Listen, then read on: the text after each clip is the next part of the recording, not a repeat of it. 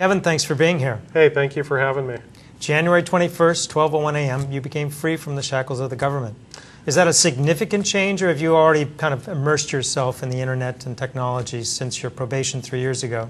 Well, I've actually been keeping up with technology even for the last 8 years. When I was in federal custody, I used to have people send me magazines, send me printouts, and I'd keep up with technology. But finally, on January 21st was a significant day for me because all the conditions, the strictest conditions that apparently a defendant had to live under for 3 years have been lifted, and it's a great relief. I could use technology, I could use the internet, I could use a PDA, I could travel freely throughout the world, and most importantly is any employment opportunities don't have to be approved by the federal government. Now, you were once called the most feared computer criminal, I guess, in the world. Now, a little bit overblown, but yes. Perhaps, yes. But do you believe at this point, now that you are obviously free from the government, that you are being put under surveillance? I believe if the government believes that I'm up to anything illegal, that they will certainly surveil me.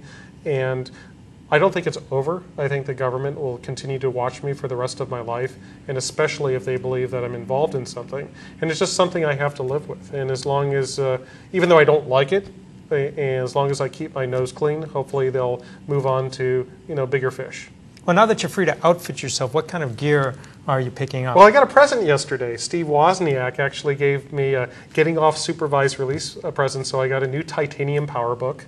My girlfriend bought me a new BlackBerry, and I've got a new iPod. So I got 3 pieces of technology I'm gonna have a lot of fun with. Well, now that you have all this gear and you can access computers and networks, there's an old saying, perhaps, that says, once a con, always a con. Yeah, I've heard that before. Do you think you have a credibility problem as it relates to, you're starting a company called Defensive Thinking to help companies defend against vulnerabilities and hacking, and yet you're the preeminent hacker, at least according to some stories and tales. It's kind of a double-edged sword. No, I agree with you, and it's a huge challenge. I bring the skill set to help companies mitigate the risk, but at the same time, it's the fear because of my background of engaging in computer hacking activities. And rather than listen to my words, hey, I'm not doing it again, I'm out of it, which is true, looking at what I've been doing since my release from prison, I think I've made plenty of positive contributions. I'm going to continue to do so, and hopefully my clients will give us the benefit of the doubt. Well, what would you say are the 3 biggest myths about Kevin Mitnick? Okay. That I hacked into NORAD, and that I foreshadowed the 1983 movie War Games, that I planted a false news story about Security Pacific Bank losing millions of dollars when they withdrew a job offer back in the mid-'80s, and that I actually wiretapped the FBI. Well, as a reformed hacker, what would you say is the hack that you're most proud of? Well, I don't want to say I'm really proud of it. What I was mostly shocked on how easy it was, for example, to get the source code for one of Motorola's newest telephones way back in the early 90s.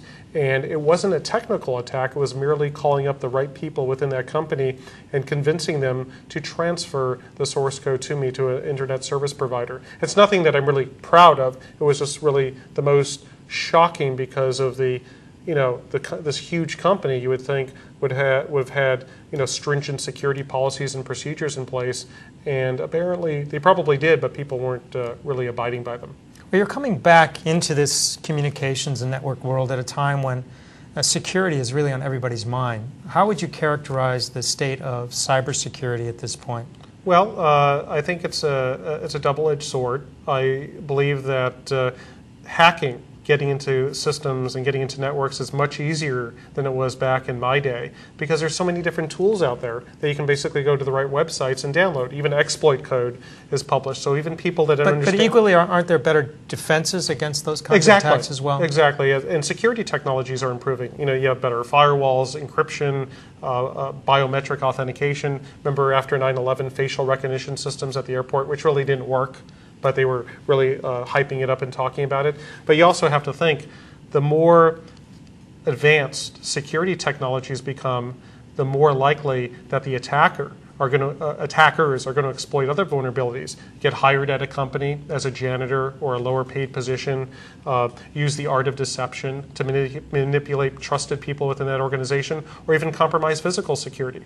So you could really have good host and network security, and the attacker is going to look for the weakest link in the chain.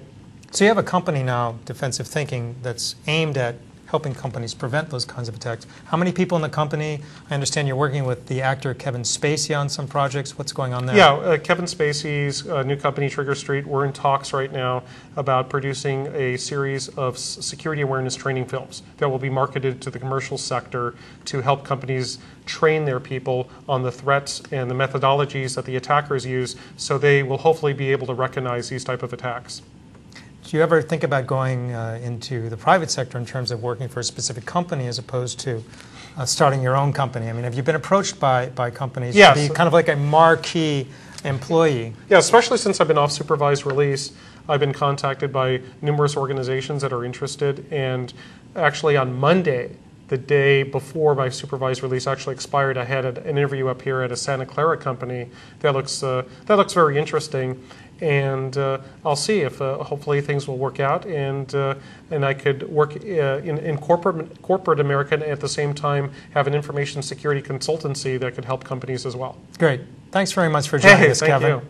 Appreciate it.